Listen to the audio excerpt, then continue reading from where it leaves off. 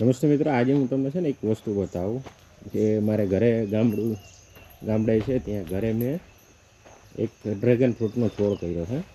એ dragon ફ્રૂટનો છોડમાં flowering ચાલુ થઈ ગયું છે. અગાઉ જ થઈ ગયા હતા, આ ફરીથી ફ્લાવરિંગ ચાલુ થઈ ગયું છે. એટલે આ ટાઈપનું એક ફૂલ આવે. હજી આ ફળ છે ને એ કાચું છે. જ્યારે પાકું થશે ને ત્યારે જે આ ગ્રીન ગ્રીન છે ને એકદમ લાલ થઈ જશે. આ રીતે ને સપોર્ટ કર્યો છે. એક આ છે, એક આ રીતે છે અને ત્રીજું ત્યાં છે. હવે આની અંદર અહીંયા પણ ફ્લાવરિંગ થઈ ગયું છે, જ્યાં દેખાય છે. એટલે આ ટાઈપનું એક ફૂલ થાય, પછી સુકાઈ જાય એટલે આ ટાઈપનું થઈ જાય. એટલે આ જે છે, જે આપણે ડ્રેગન ફ્રૂટ કહીએ છીએ ને, એ ડ્રેગન ફ્રૂટનું આ રીતે સપોર્ટ કર્યો છે. અગાઉ આવી ગયા છે 10-12 ફળ આપ્યા હતા. હવે ફરીથી પાછું ફ્લાવરિંગ ચાલુ થયું છે. આના વિશે કોઈને જાણકારી વધારે હોય તો મને થોડું જણાવજો. આ ટાઈપનું છે. આ છોડ જેને ખ્યાલ આવતો એને જ. આ છે સુરણ છે ને, સુરણ જે આપણે ખાઈએ છીએ ને એ સુરણ છે. સુરણ પણ મેં લગાવેલું છે. આ સુરણ છે. પછી ડ્રેગન ફ્રૂટનું જે ફ્લાવરિંગ મોટું જે થાય ને એ આ ટાઈપનું છે.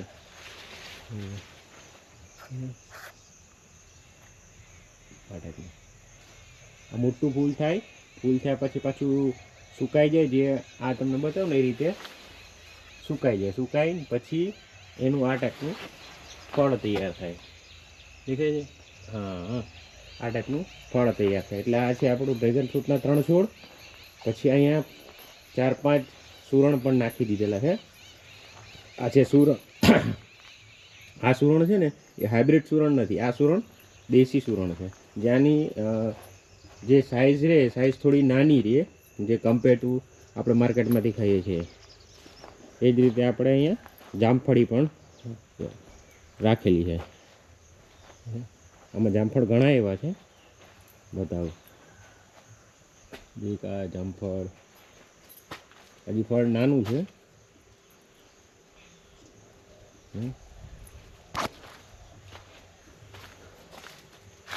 બતાવો અંદર.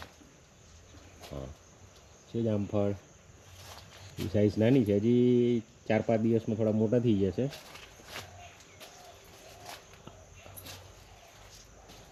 છે એક ઉપર, એટલે જામફળી થઈ ગઈ છે. હવે આપણે ખેતરમાં જઈએ. આ મારું ઘર છે. ઘર આપણું ગામડાનું નળિયાવાળું જ છે. મસ્ત ઝૂલો પણ રાખ્યો છે. તમે જુઓ, આ ગામડાનું વાતાવરણ કેવું ઠંડુ શાંતિ હોય છે. હું નહીં બોલું પણ આજુબાજુ પંખીઓનો અવાજ આવશે.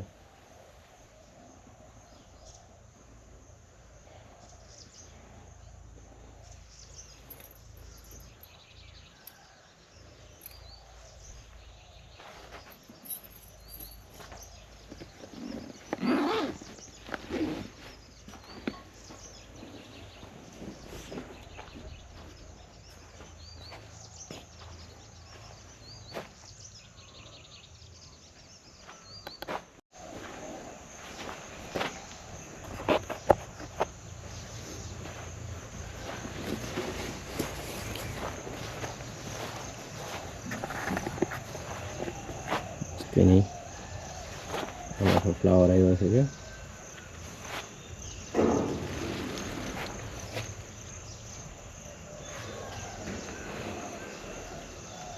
આડા આપણું ઘર છે. અને ક્યારેક આવવાનો ટાઈમ મળે છે એટલે આમ અઠવાડિયામાં 1-2 વાર આવીએ. કેમ કે આ બધા ફળ ફૂલનું બધું છે એ આપણે ચેક કરવું પડે, જોવું પડે. સાથે સાથે ખેતરમાં પણ થોડી ખેતી કરેલી છે એ પણ આપણે જોઈએ છે.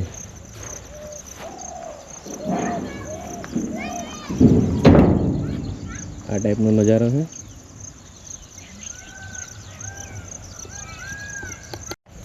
જનરલી મારે ગામડે છે ને ડાંગર અને મકાઈ ચોમાસાની ઋતુની અંદર ખાસ તો ડાંગર વધારે બહુ કરે છે અને મકાઈ. આના સિવાય કોઈ બીજા ક્રોપ એટલે મીન્સ કે ઉત્પાદન લેવાતું નથી. એમાં ખાસ મકાઈ વધારે હોય છે. જનરલી મકાઈ વધારે ઉપયોગ કરે છે. એનું કારણ એવું કે અમારે અહીંયા મકાઈ વધારે ખાય છે. મકાઈના રોટલા જે કહીએ ને આપણે, મકાઈના રોટલા. મકાઈ તૈયાર તો થઈ છે પણ હજી એની સાઈઝ નાની છે. હજી થોડાક દિવસ થશે એટલે જે મકાઈનો ડોડો છે એ મોટો થઈ જશે. આવી એવી મકાઈ તૈયાર થઈ છે.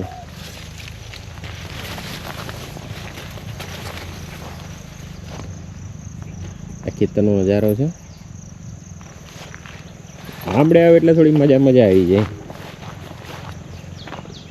શાંત વાતાવરણ હોય છે. હું બોલું છું શાંતિથી ધીમે ધીમે, પણ સાથે સાથે પક્ષીનો પણ અવાજ આવતો હોય છે. બીજો કોઈ અવાજ જ નહીં.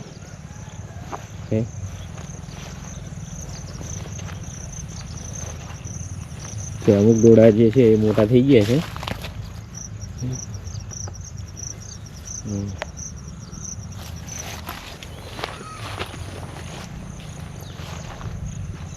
ગામડામાં બધા આવા રસ્તા હોય ચાલીને જવાના, ચારે બાજુ ઘાસ હોય.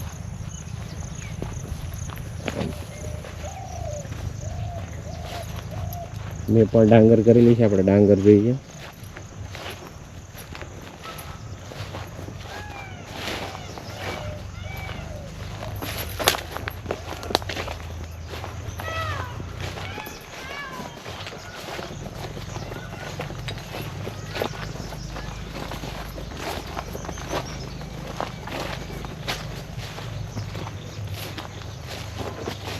આ વખતે આપણી ડાંગર સરસ થઈ છે.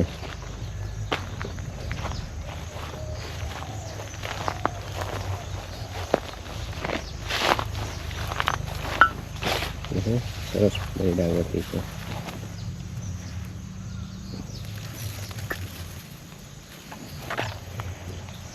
આ ડાંગર આપણે એક એક જે છોડ હોય એને એક એક રોપવામાં આવે એટલે આપણે ડાંગરનો ધરું કહીએ. એ ડાંગરનો ધરું પેલા તૈયાર કરવાનું હોય, પછી આ જગ્યા આખી જે ધરું ક્યારા કહેવાય એને.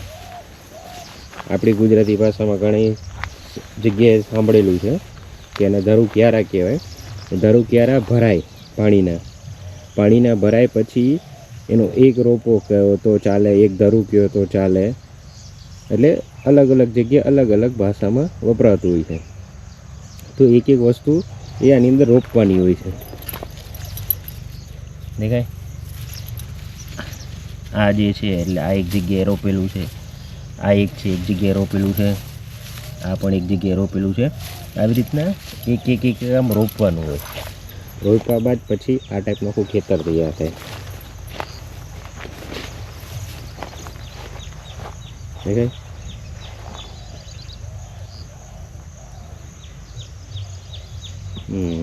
આ છે આપણો ડાંગરનો ધરું ક્યારો. હજી એમાં પાણી નથી ભરાયું. હજી વરસાદ જોરદાર પડી જાય 2-3 વખત એટલે આ બધી વસ્તુ ભરાઈ જાય. ભરાઈ જવાથી કેવું ડાંગરનું જે પાક છે, ઉત્પાદન છે એ વધારે આવે.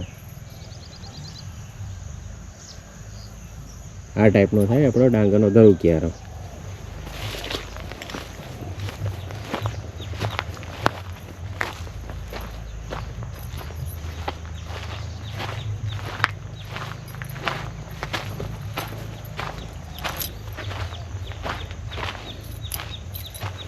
આ મરચી કરી છે, હમણાં જ કરી છે એટલે અને હજી ક્રોપિંગ ને ફાલ આવતા ઘણો વાર લાગશે.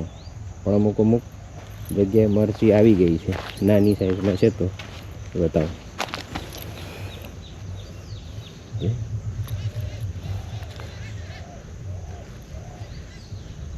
આ ટાઈપની મરચી થાય છે.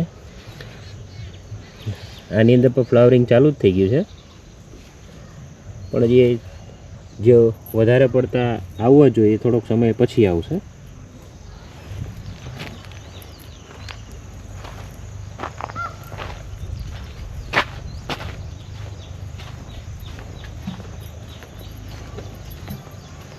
આ છે આપણો મીઠો લીમડો, કરી પત્તા લીવ છે, જેટલો જોઈએ તો એટલો લઈ જજો આપણી જોડેથી. કરી પત્તા લીવ છે કે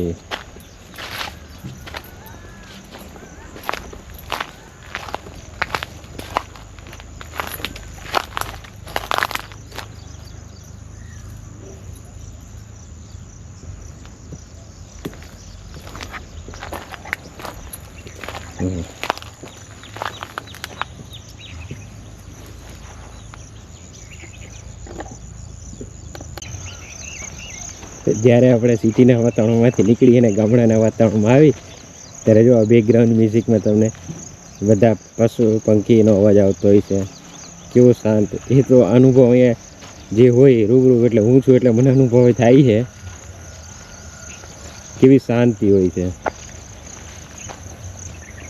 હવે આપણે એક બીજો ડાંગરનો ધરુકિયારો છે, હું તમને બતાવું. પેલા ડાંગરના ધરુકિયારામાં પાણી નહોતું અંદર, આની અંદર पानी है भाई, इसमें पानी भरा जाता है.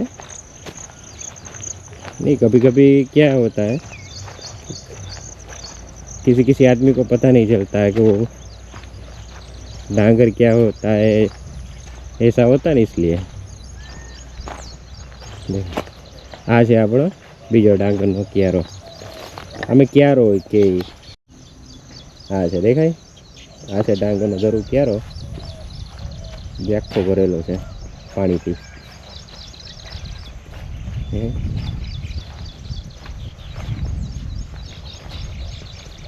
પાણી ભરેલું છે, બતાવી દો. એટલે પાણીમાં ડૂબેલી હોય, એટલે થોડી ઘણી ના હોય, ઘણી બધી હોય. બતાવું તો હવે જો મારો હાથ જ, આ હાથ છે અંદર, જો હજી સુધી તળિયું નથી આવ્યું. આ આખો હાથ આટલો ત્યાં સુધી હજી આવ્યું નથી. આ ટાઈપની હોય છે. એટલે આ રીતે ધરું ક્યારો ભરેલો હોય તો ડાંગર ફર્સ્ટ ક્લાસ તૈયાર થાય.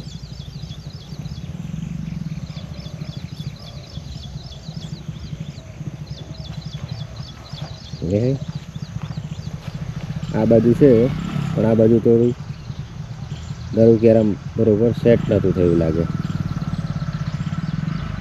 હા, આખો ધરું ક્યારો છે.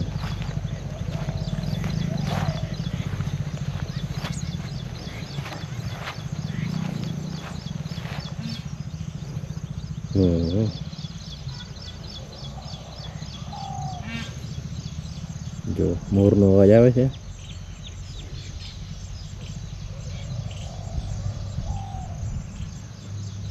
આ બાજુ હોલાનો અવાજ આવે છે,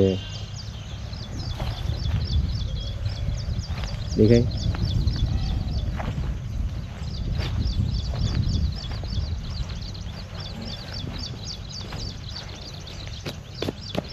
વધારે પાણી ભરાઈ જાય તો આ રીતે આપણે નિકાલ પણ કરવાનો થાય છે.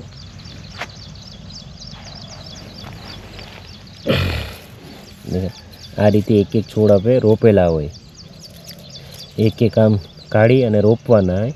રોપ્યા બાદ પછી આવી રીતના પાણી ભરાય વરસાદનું, એટલે આ રીતે પાણી ભરાયેલું ને ભરાયેલું રહે. આવું પાણી લગભગ જુઓ ને તમે, સમથિંગ 10-15 દિવસ જેવું ભરાયેલું રહે તો ડાંગરનો જે પાક ઉતરવાનો હોય એ સારામાં સારો ઉતરે. જનરલી મારા ગામની અંદર ડાંગર વધારે કરે છે બધા, કેમ કે આ ટાઈપના ક્યારા આવું છે. હવે આ ટાઈપના ક્યારાની અંદર બીજો કોઈ પાક થાય નહીં, કેમ કે આ થોડીક જો એવો વિકાસ થયો નથી. પણ આ બાજુ જુઓ, આનો વિકાસ ભરપૂર થયેલો છે, કેમ કે આને છે ને પાણી થોડુંક વધારે મળેલું છે.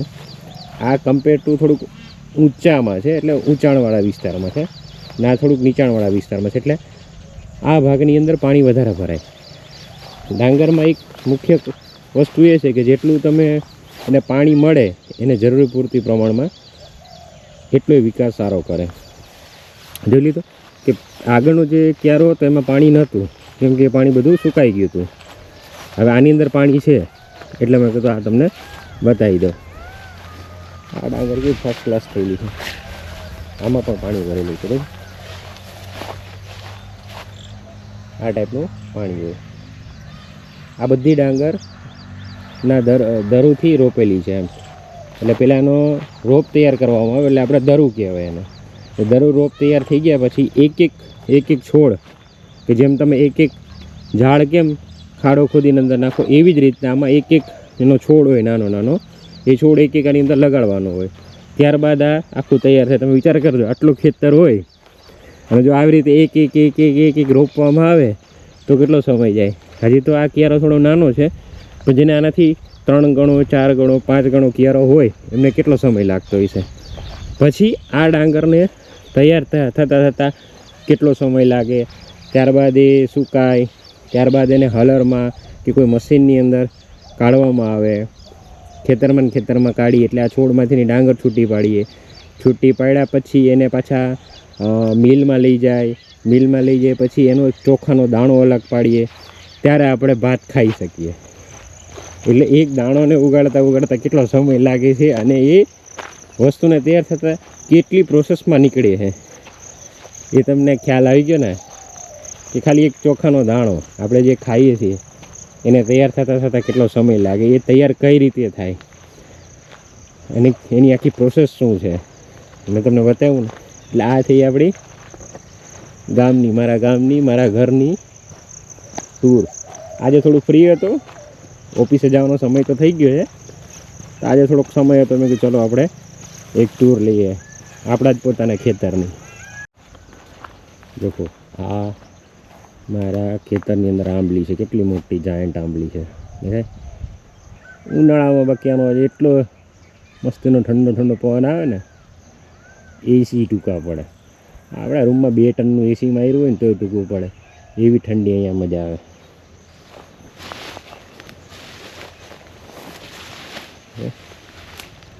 કેટલી જાયન્ટ છે, જોરદાર. આવી આંબલી તો 5-6 છે. એક આ બાજુ છે, એક પેલી બાજુ છે. એટલે ઉનાળામાં કેવું વાતાવરણ ઠંડુ રહીએ, ઉનાળાની કાળઝાળ ગરમીની અંદર આપણે અહીંયા આરામ કરો તો આરામ કરીએ છીએ.